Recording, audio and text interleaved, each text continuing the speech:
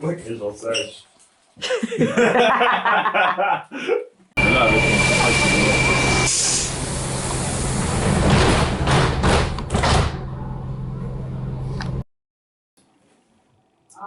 Une ombre vient me prendre les joues et le front.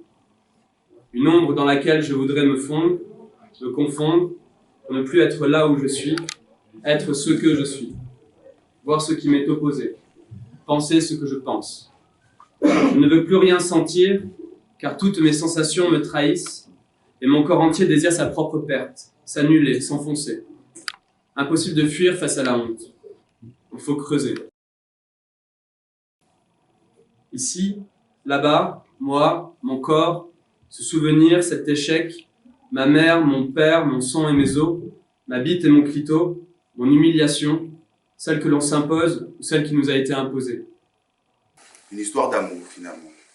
Ça s'appelle l'amour, ce grand complot. Comme je voudrais avoir une petite amie, une douce caresse au matin, des nuits à se griffer le cou, des heures à se regarder dans la glace. Le miroir est la mesure de toute chose de nos jours. Pour sûr, Narcisse possède un compte Instagram. Dans le grand théâtre, il s'agit de bien jouer au prix d'une vie rude, au prix de 1000 dépressions. Quel malheur, il est né vilain, s'écrit les badauds. De l'indifférence et de méchants colibets pour celui qui semble crapaud. On s'était dit pourtant que rien, non rien ne nous ferait tantôt pareil à ces ombres qui hantent les métros.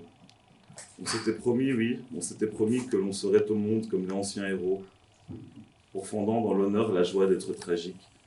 Mais voilà qu'au passage d'un âge catégorique, on se surprend bientôt dans quelque apaisement, à penser puis agir comme le font tous ces gens.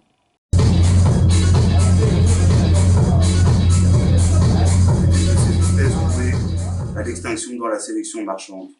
Fini les rites de passage, les cérémonies et consorts. De nos jours, c'est plus doux, plus subtil.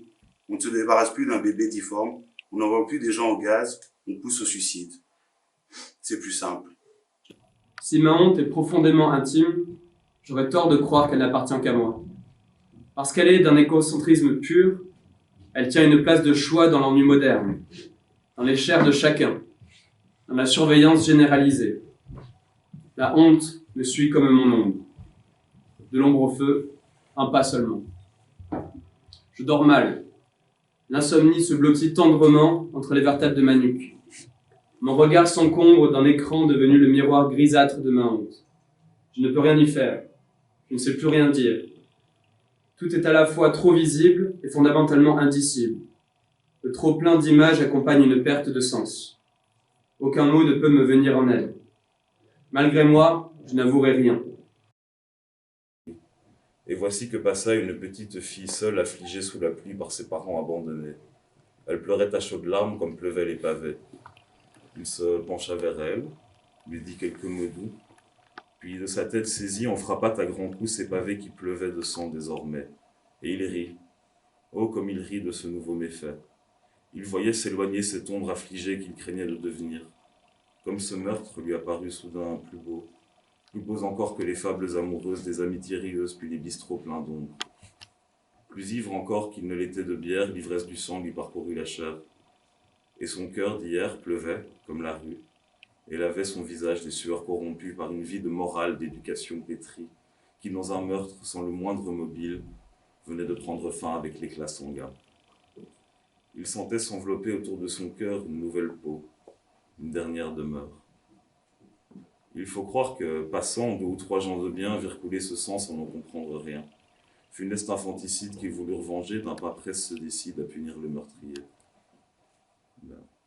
Ils le frappèrent ensemble, sans que son rire n'en tremble. Ils frappèrent si fort que toutes veines éclatèrent. Ils frappèrent encore et mourut sur la pierre ce tout nouveau démon dans l'art de tuer, cette nouvelle passion par le sang amené.